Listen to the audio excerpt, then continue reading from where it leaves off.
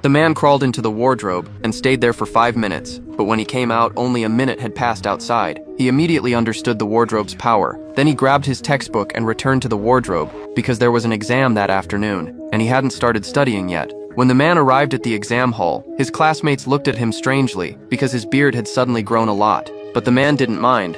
He used the wardrobe to get into a prestigious university and smoothly landed a decent job. Even at work, the man showed exceptional skills. Tasks that would take others weeks, he could easily finish in one night. Soon the man was promoted and given a raise, but his health started to deteriorate. His gray hair began to increase, but to handle the growing workload, he had no choice but to keep using the wardrobe. The man was eventually promoted to partner in the company, but during the company's celebration dinner, he suddenly felt physically weak and collapsed to the ground. After being checked by a doctor, it turned out the man had suffered a stroke, but this was a condition usually seen in the elderly. At this point, the man began to fear. He hid the key to the wardrobe and decided to live like a normal person. But without the extra time the wardrobe gave him, his work efficiency dropped drastically. At this rate, he would never get promoted again. But he was just one step away from becoming the CEO. In the end, the man couldn't resist temptation. He found the key in the box and opened the wardrobe again. He put the key in his pocket and walked in holding the documents. Time passed quickly in the wardrobe, and he soon completed the task. But when he tried to leave, he realized the key was missing from his pocket. It turned out his pocket had a hole, and the key had fallen outside.